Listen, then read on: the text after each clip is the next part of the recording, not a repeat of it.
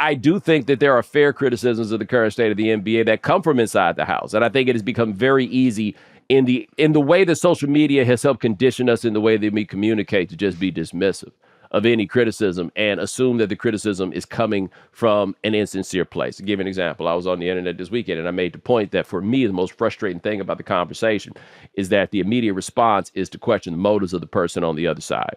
And I'm like, yeah, there are some people where that's fair to do, but you can't do that with everybody. And right. I did not get a single response saying, hey, I see where you're coming from. People were hitting me right back with, no, this is why I'm going to impugn the motives of whoever it is that says these things. And I'm like, you're doing the exact same thing I said. Damn, I didn't even realize that's what it is. Like, not everybody is. Some people are doing this because they love the NBA, right? Not because they hate it. You can tell pretty quickly who the people are that hate it. But if you decide that by definition, making a criticism of this league is a sign that you actually hate it and don't really care about it, then this thing is like, all of it is broken in terms of how we talk about it. Yeah, look, there's the James Baldwin quote. I love America more than any other place in the world. Therefore, I reserve the right to criticize it perpetually. Or I butchered that in some way, but yeah, but no, you're right.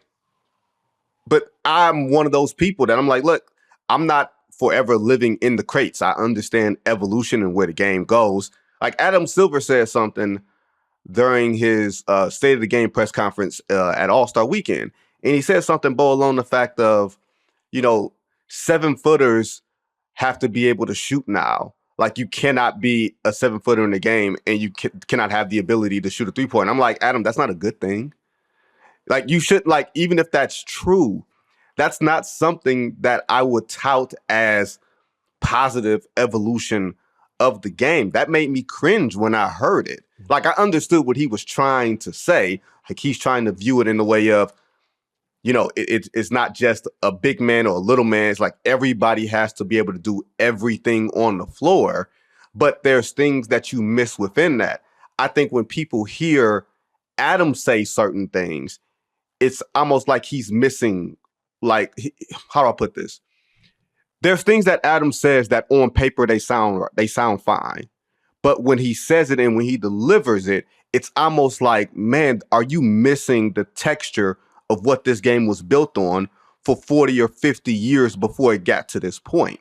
And I think people who are criticizing the game from a good place have seen the evolution and don't want sort of that rich texture to be forgotten about in a haze of 25 to 30-foot three-pointers.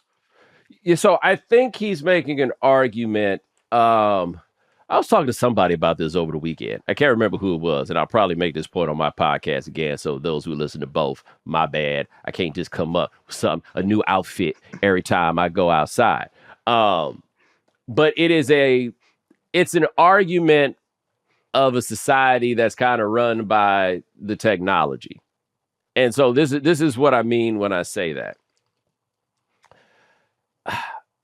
The technology of making movies now is better than it has ever been. And so you can take it to the era of the comic book movies. And I don't watch a lot of them, right? In fact, I don't really watch any of them. So I'm not the person to criticize those movies. I ask this more rhetorically. And even if you don't fully agree with me, I think you'll get what my point is. Stunts and CGI and all that stuff's come around. Like, special effects are more realistic than they have ever been in movies. Does that necessarily make the movie better? Right. Just because it looks more real, right? Does it make it more resonant? Does it make it feel like more to you just because it looks more realistic, right? So take whatever comic book movie is just coming out or whatever it is, and you can point to all the technology that's gone into it that makes it a clear evolutionary step beyond what came out, call it 40 years ago, okay? Is that movie better than Die Hard? Right.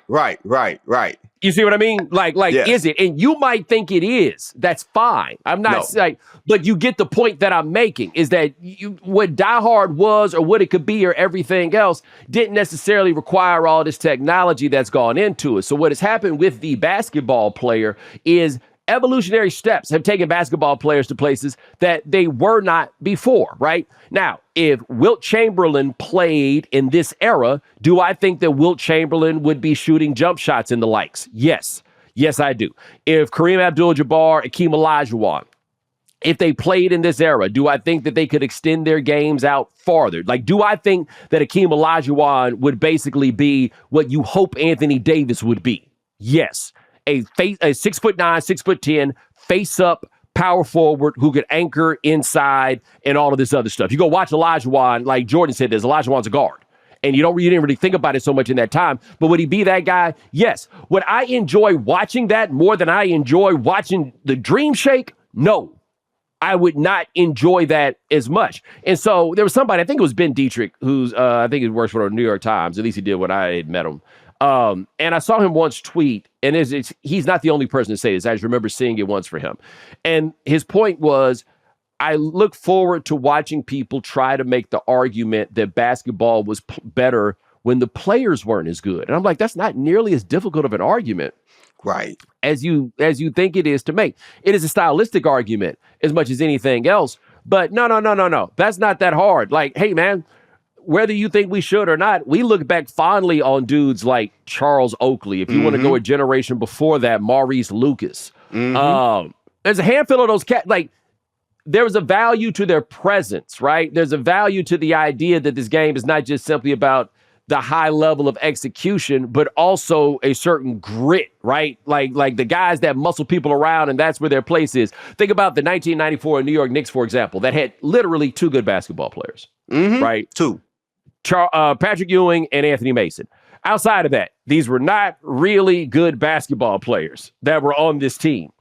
This city I live in loves that team. And you are right. They could not survive playing today's basketball. And that style of basketball went too far, and there eventually had to be a correction to make it more watchable. But that don't mean they didn't bring something that resonated with the people who watched the game.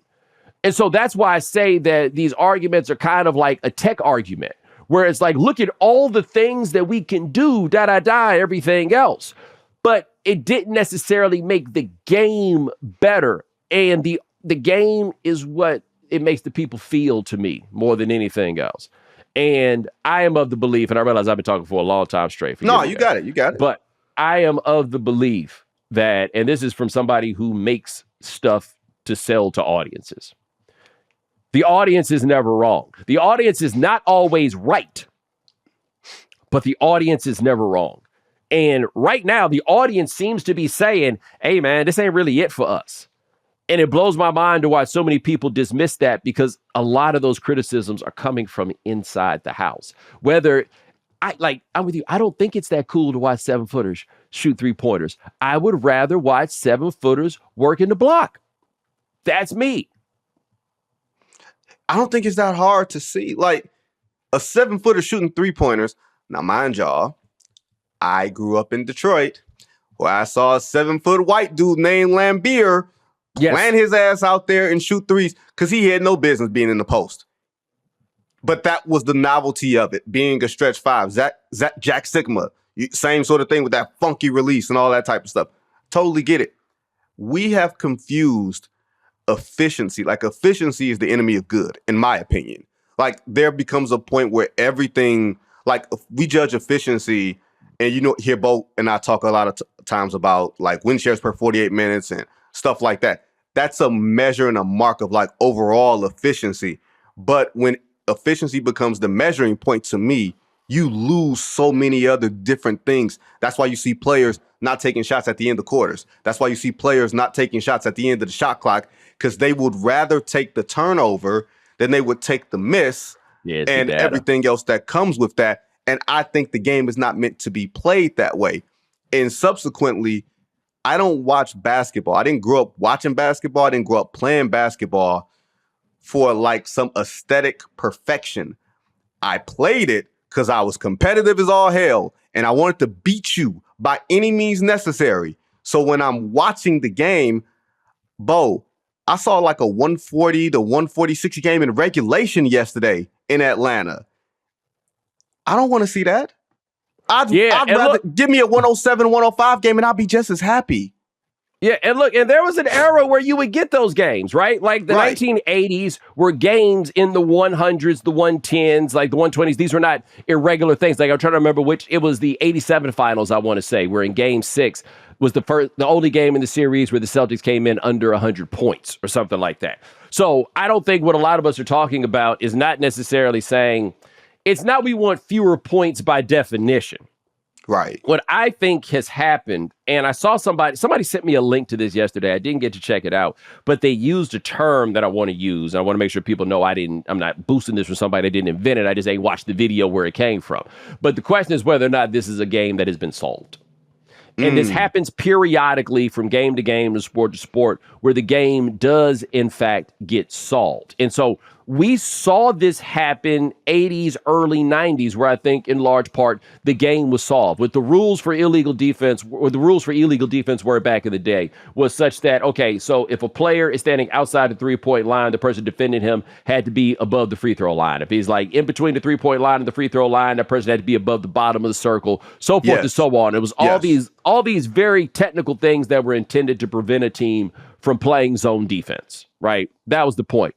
After a while, that stuff got solved. And what you saw a lot of was put 3 dudes on one side of the floor, put 1 dude on the other wing, 1 guy in the post, and then you created a by-rule isolation that made a lot of those dudes unguardable. And in order to defend them, you had to come from a double team, rather. You had to come from all the way over there to get over, and then the rotation starts and everything else.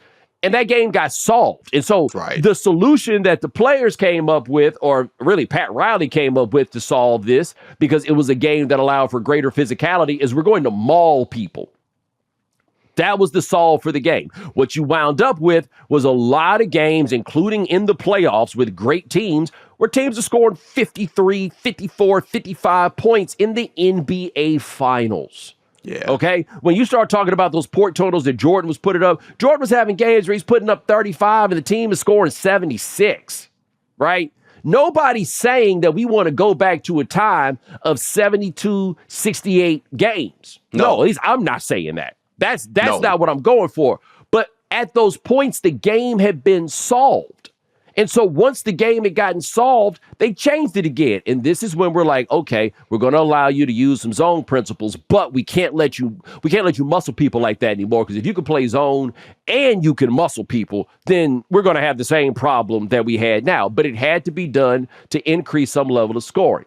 Then somebody finally came around. There was a lag between the implementation of the three-point shot and people truly appreciating the magnitude of it. And we get to where we've been basically for the last 10 years, which is three-point shooting rates unlike anything any of us could have possibly imagined when we were kids, right? Watching teams on fast breaks get to the basket and stop to throw it out to somebody shooting a three-pointer, right?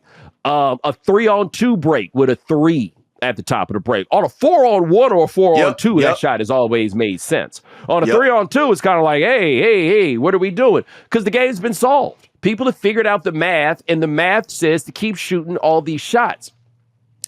It's not the most aesthetically pleasant product, because that also means a lot more missed shots, right? It also means a lot less physicality inside behind rebounding. There is no person in the NBA right now who is famous or known for being a great rebounder. The triple-double became useless because the rebound became about long rebounds. Like, I don't know who leads the NBA in rebounds right now, to be perfectly honest. I think it's Sabonis. And so I think it's Sabonis. Domantas Sabonis, that checks out. Right. Yeah, that sounds cool. Way to go, Doma. You know what I'm saying? There we go. But I think it's a game that's been solved. And so what normally happens when the game's been solved, as we talked about before, is you make a change to work around the fact that the game's been solved. What I find so shocking is the resistance to the idea of making a change when now is the time to do that. Like, you look through the history of the NBA, this is when it's supposed to happen. 15, 20 years, you change it up. Baseball has done this in a lot of ways, like lowering the pitcher's mound in 1968, for example, is a change of that. Going from big cavernous ballparks to smaller ones is an example, right? Right now, they're going through a thing where all these guys are just trying to mash home runs. And so we've seen other changes that have happened in the game to try to work around these facts. It's a game that's been solved. So work with it.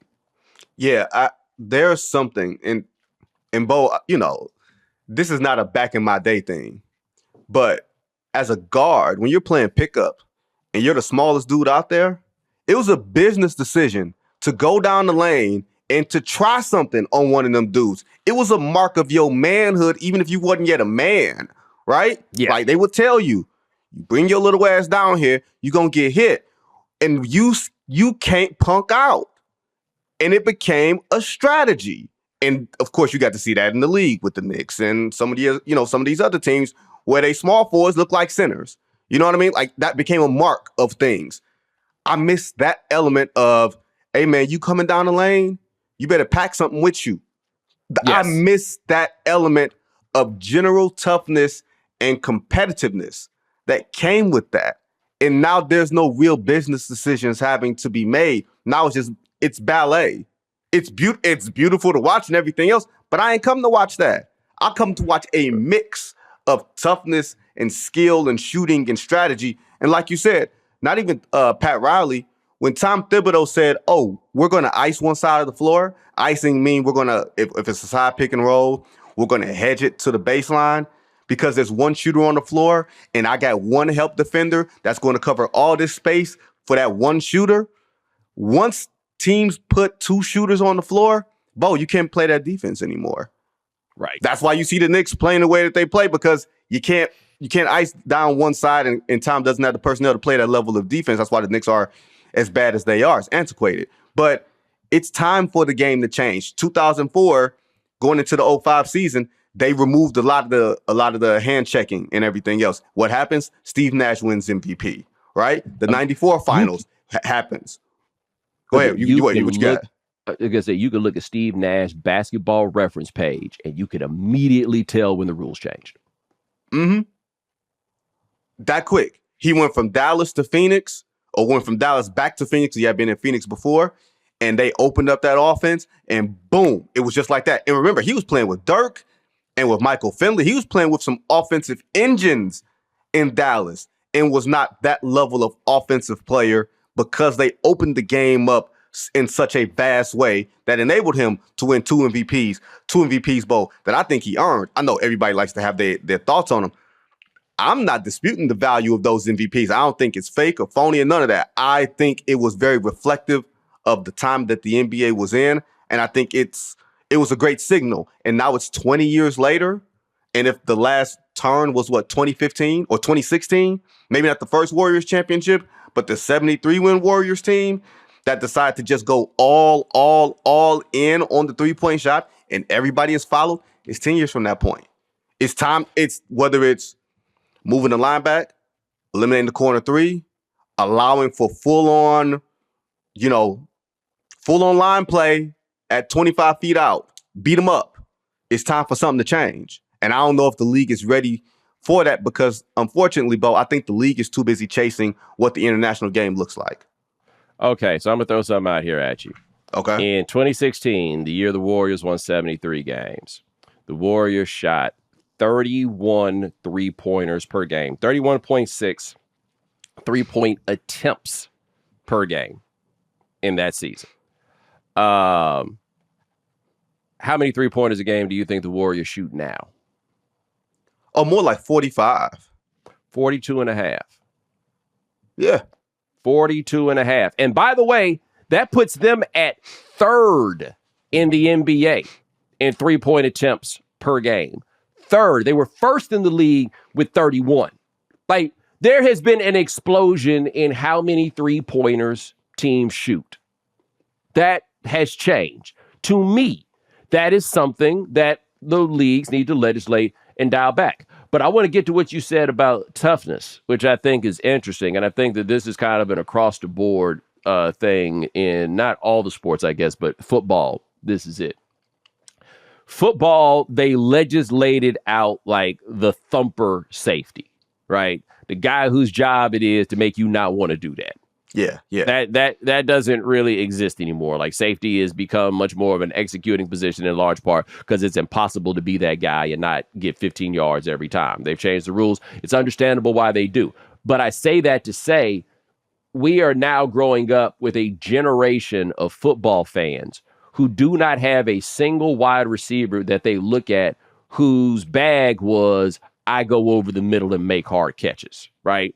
There is no Michael Irvin where Right. this is what I do. This is what makes me legendary. This is what makes me the thing, is that it's gonna really suck. And I'm gonna go do this anyway, right?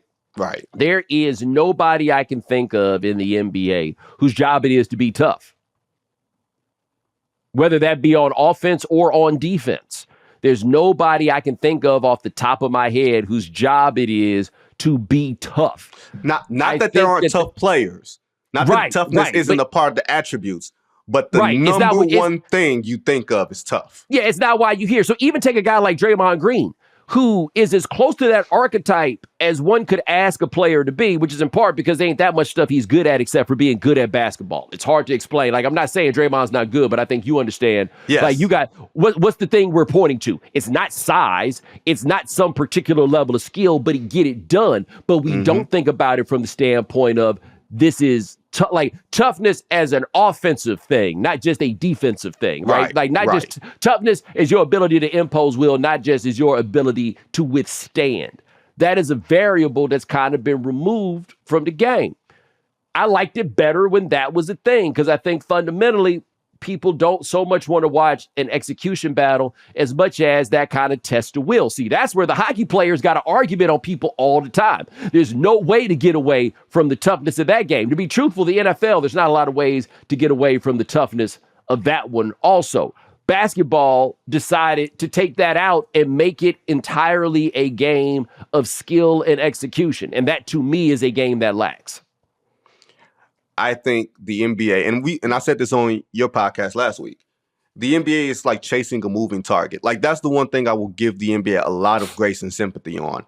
What the fan wants changes like year to year, every 4 or 5 years. So you're constantly trying to stay ahead. You can never like sit in a place of, okay, this is where the game is and we're happy where the game is, because the numbers and the metrics and what the audience says they want changes based off of who the best players are and what they want to see the best players do. Or maybe what they don't want to see the best players do.